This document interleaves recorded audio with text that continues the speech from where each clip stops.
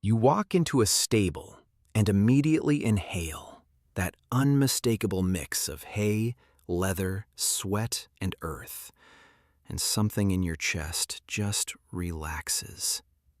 Some people describe it as comforting, grounding, almost addictive. Other people, they wrinkle their nose and can't understand the appeal at all. Why do horse people genuinely love the smell of horses, to the point where they'll bury their face in a horse's neck and describe it as therapeutic, while non-horse people find it objectively unpleasant? Psychologists say it's rooted in the olfactory-emotional link. Scent signals go directly to the brain's limbic system, the emotional and memory hub, bypassing conscious thought.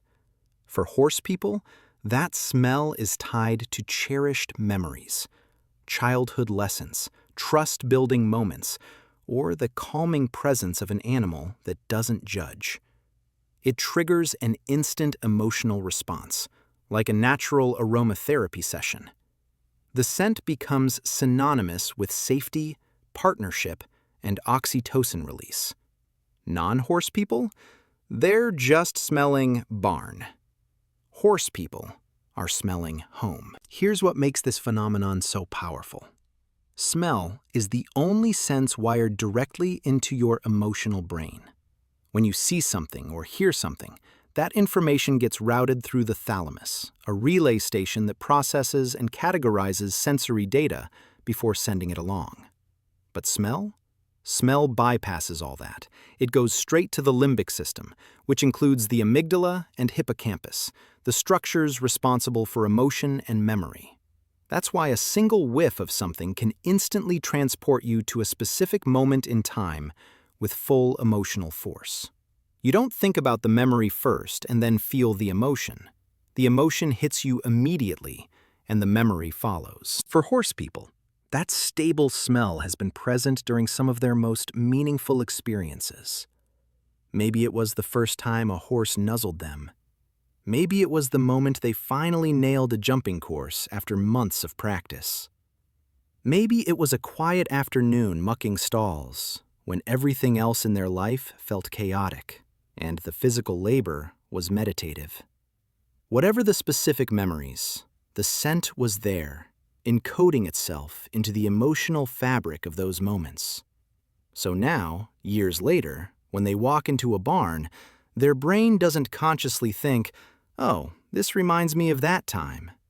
Their body just responds.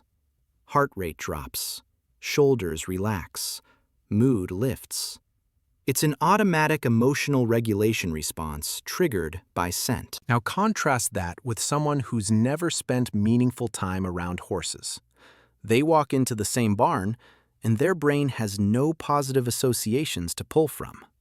All they register is the objective sensory input: animal waste, dust, dampness. It might even trigger mild disgust because humans are evolutionarily wired to avoid certain smells associated with contamination or decay. Their limbic system isn't lighting up with warmth and nostalgia. It's just processing a strong, unfamiliar odor.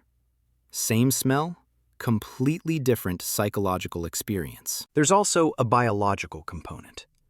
Research shows that animals, including horses, emit chemical signals called pheromones that can influence the emotional state of other animals, including humans. While the science on human pheromone reception is still debated, there's growing evidence that we pick up on chemical cues from animals we bond with. Some horse people describe the smell of their specific horse as distinct and comforting in a way that other horses aren't. That's not just sentimental. It might be their brain recognizing a unique chemical signature associated with a specific relationship. Then there's the ritual aspect. For many horse people, going to the barn is a form of self-care. It's where they go to decompress, to feel competent, to be around a living creature that responds to them without judgment. The smell becomes part of the ritual. It's the olfactory cue that signals, "You're entering your sanctuary now." You're stepping out of the chaos of your regular life and into a space where things make sense. That kind of conditioning is incredibly powerful. Over time, just smelling hay or leather or even horse sweat can trigger a relaxation response before you've even touched a horse. There's also something primal about it. Humans have been around horses for thousands of years. We've relied on them for survival, transportation, agriculture, war. That relationship is embedded in our collective history. For some people, being around horses taps into something ancestral, a connection to a time when life was more physical, more connected to the land, less abstracted by technology. The smell of a horse is earthy, organic, real. It's the opposite of sterile, artificial, screen-based modern existence. And for people who feel disconnected from their bodies or from nature, that sensory experience is deeply grounding. Here's the practical takeaway. If you're someone who loves the smell of horses, recognize that you're not just being sentimental. You're experiencing a genuine neurological response shaped by memory, emotion, and possibly even chemical signaling.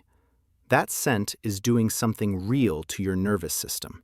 It's regulating your mood, lowering your stress, reminding your brain of moments when you felt safe and competent. And if you're someone who doesn't get it, that's fine too. You haven't built those associations. Your brain has different scent memories tied to different emotional anchors. But for horse people, that smell isn't just tolerable, it's sacred. It's proof that somewhere in the world, there's a place that still feels like home.